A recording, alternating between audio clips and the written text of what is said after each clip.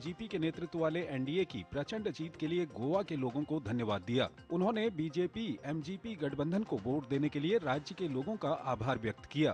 प्रधानमंत्री ने कहा कि ये जनादेश गोवा के विकास के लिए किए जा रहे प्रयासों को और ज्यादा मजबूती देगा। गौरतलब है कि सोमवार को भाजपा ने गोवा जिला पंचायत चुनाव 2025 में शानदार जीत हासिल की। 50 सदस्यों वाली बॉडी में 30 सीटें जीतकर वो सबसे बड़ी पार्टी बनकर उभरी है। भारत के विदेश मंत्री डॉक्टर एस जयशंकर कोलंबो पहुंचे। कोलंबो हवाई अड्डे पर उनका स्वागत उप पर्यटन मंत्री रुवन रणसिंघे ने किया। श्रीलंका दौरे के दौरान डॉक्टर जयशंकर श्रीलंकाई नेतृत्व के साथ महत्वपूर्ण बैठकें करेंगे। ये यात्रा भारत की पड़ोसी पहले नीति को दर्शाती है और चक्रवात दितवाह से हुई भारी तबाही के बाद शुरू किए गए ऑपरेशन सागर बंधु की पृष्ठभूमि में हो रही है। चक्रवात के बाद श्रीलंका द्वारा अंतर्राष्ट्रीय मदद की अपील किए जाने पर भारत सबसे पहले सहायता के लिए आगे आया। केंद्रीय पर्यावरण मंत्री भूपेंद्र यादव ने अरावली पर्वत श्रृंखला को लेकर फैलाए जा रहे खतरे के दावों को भ्रामक और निराधार बताया है। उन्होंने स्पष्ट किया कि सरकार इस संवेदनशील पारिस्थितिकी तंत्र की सुरक्षा के लिए पूरी तरह प्रतिबद्ध है।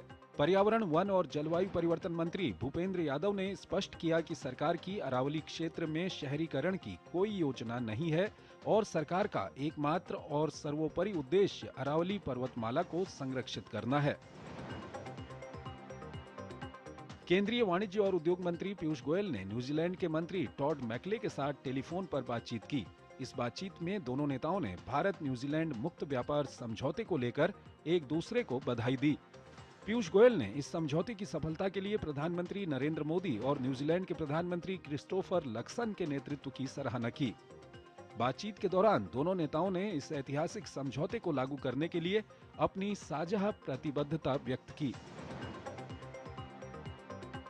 नवंबर में भारत की 8 प्रमुख उद्योगों की संयुक्त वृद्धि दर 1.8% रही, जिसमें सीमेंट, स्टील और उर्वरक सेक्टर ने शानदार प्रदर्शन किया।